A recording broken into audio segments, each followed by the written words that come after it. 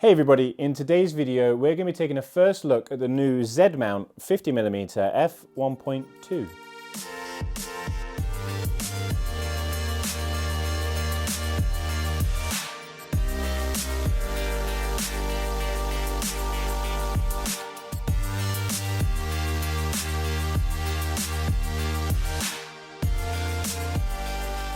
So those of you that have been subscribed to the channel for a while, you know that my go-to setup for these videos and talking to camera is a Z6 with a 50mm 1.8. Pretty much every video I've shot when I'm talking to camera has been shot that way, unless I specifically say it's a different lens. So I use that 50mm quite a lot. And it's always shot generally wide open at 1.8. So it's wide open at 1.8 now. I've added a couple of extra things to the background just to get you guys to see what that looks like. And this is currently being recorded on a Z6 II, with that 50mm 1.8 at 1.8 as I just mentioned. So this is what that looks like. And what I want to do now for the rest of this video is film on the 51.2. So I'm going to swap over to the 50mm 1.2 and we can have a look at how the background differs, we can have a look at what the lens different looks like, and also how it just tracks me as I'm talking to camera as well. So this is the 50mm 1.8 and this is the 50mm 1.2 at f1.2. Just do a quick test to see what happens if I bring something up in front of the camera. So if I take this 14-24, and so if I bring that up and say that's the 14-24, bring that back down again, 14-24, back down again, 14-24. I'm just using normal face and eye tracking here in video, so hopefully this is working quite well.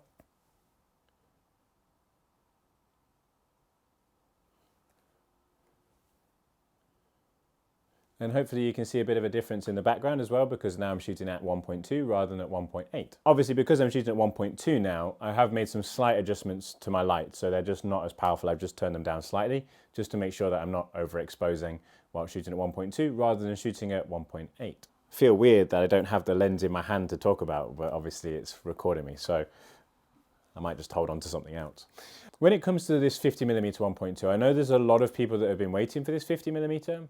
Mainly because to some people, it'll be seen as the lens that kind of defines what's going to come following, what's going to come after this, how good these kind of 1.2 lenses are going to be for the Nikon Z series of cameras as well. And granted, this lens is not for everybody, you know, it's not for a beginner, it's not even for an amateur, it's for somebody that really knows they want a 1.2 lens.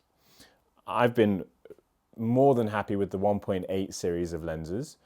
Does this all of a sudden mean that I want to get rid of all of those 1.8 lenses and start replacing them with 1.2 lenses?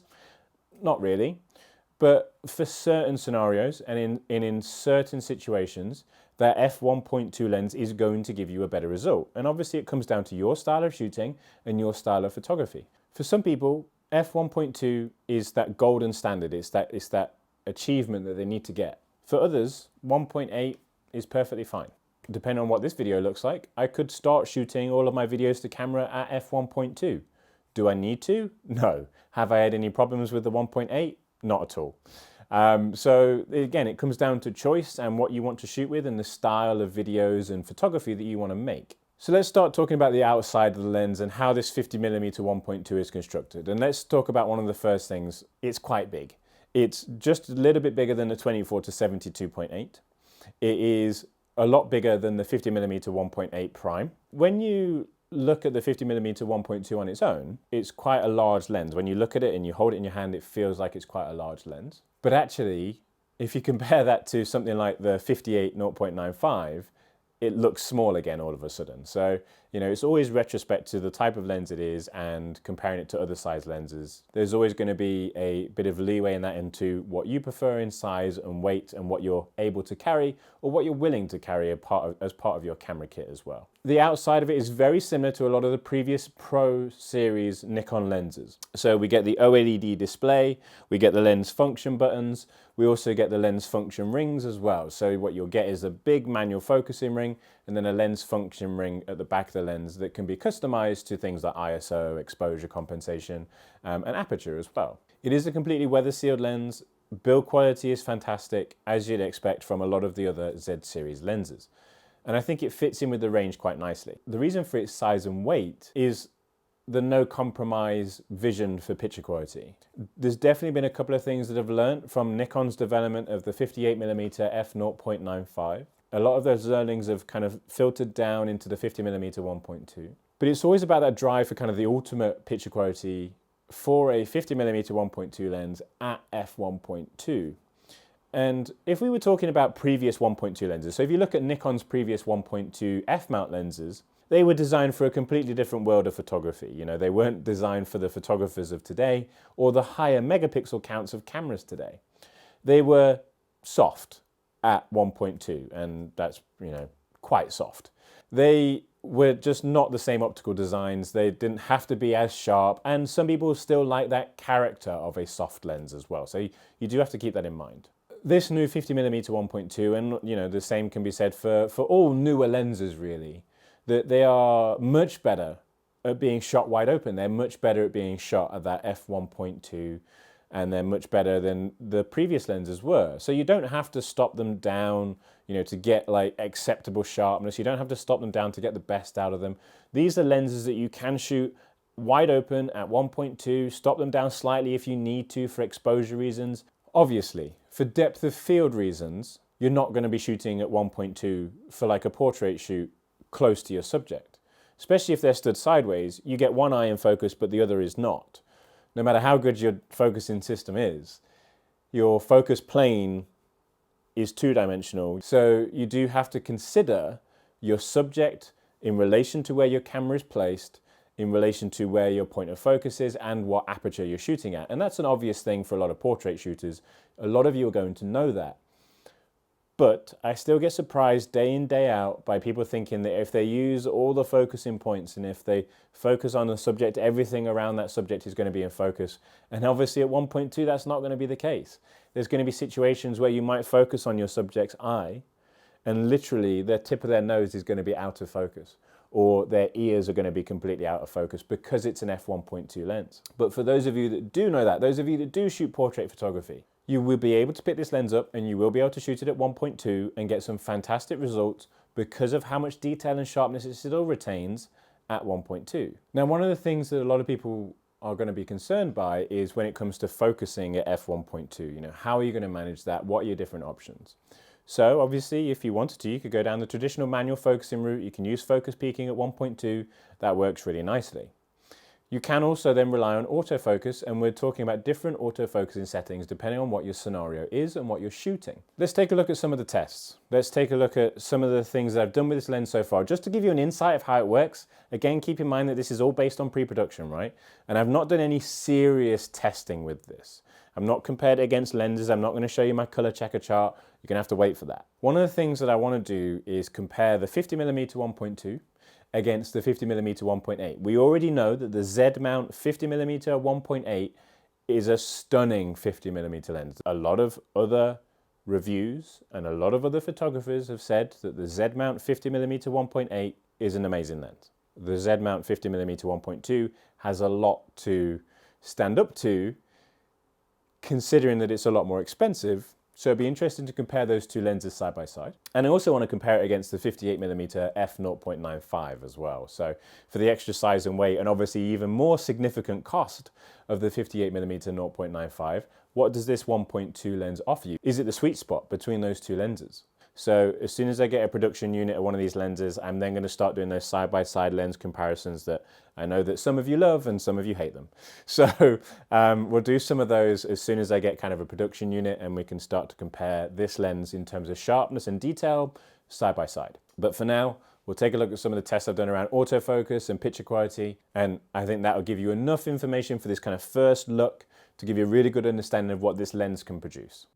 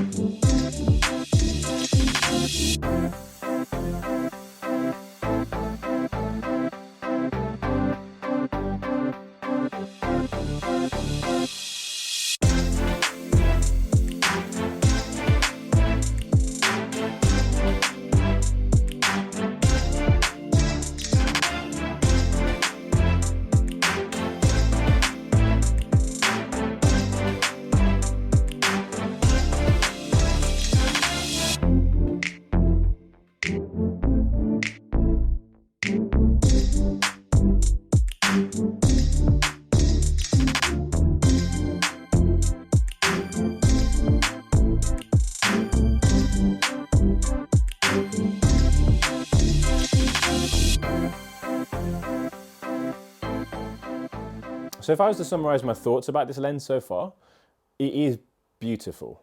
Beautiful for me means that it's quite an artistic, it's quite a specific, specialized lens for those people that like that style of picture quality. The pictures that it produces, the rendering, the detail, the sharpness, how it handles its out of focus depth of field is truly beautiful. But that's for a specific type of photography. Is it a lens that is going to appeal to everybody? No. But for those of you that are absolutely in love with depth of field, in love with how to have the foreground completely blown out and just a subject that really pops from a blurry background, for that type of photography, it's going to be perfect. If you're sitting here watching this as a landscape photographer, you're probably more interested in the lens that I have in my hand, which is the 14-24. So there's obviously variations of photographers, but the stuff that this lens produces is beautiful.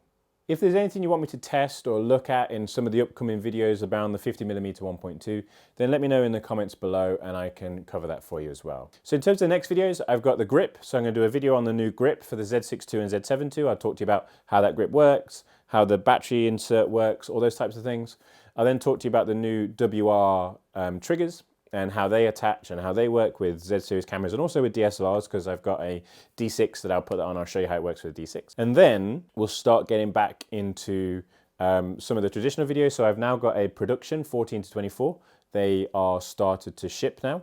So those of you that pre-ordered 14-24s, they will be on their way very soon. And hopefully by then I'll have a production Z6 II. So I can start doing some of the serious side-by-side focusing comparisons, just to give you an idea of what a production Z6 II can do when it comes to autofocus. And there'll be a range of different tests. That's going to be me running around in front of camera again. Hopefully you liked that. It will also then be some wildlife stuff. So I really want to try and get out to a nature reserve that's nearby, or just give me some ability to go and shoot somewhere with animals and birds in flight and flying things like that. Because I've always used my Z7, I've always used my Z6 for all my wildlife stuff. So I just want to show you kind of how I use my cameras in those wildlife scenes with the new Z6 II and some of the different focusing options as well. I hope that you found this video useful. I hope that you found this first look at the 50mm 1.2 useful. Any questions, let me know below in the comments. As always, thank you so much for watching. Thanks for your continued support, and especially those of you that have subscribed already. I obviously said I wanted to get to 20,000 subscribers by the end of the year, and we just hit 19,000. So thank you so much. I can't believe that we hit 19,000 in like a week. So thank you so much for subscribing to the channel, guys. It really means a lot and really kind of pushes me to make the videos that I make. I'm speechless with the support that you guys give me. So thank you so much. It really means a lot. Thanks for watching. Goodbye.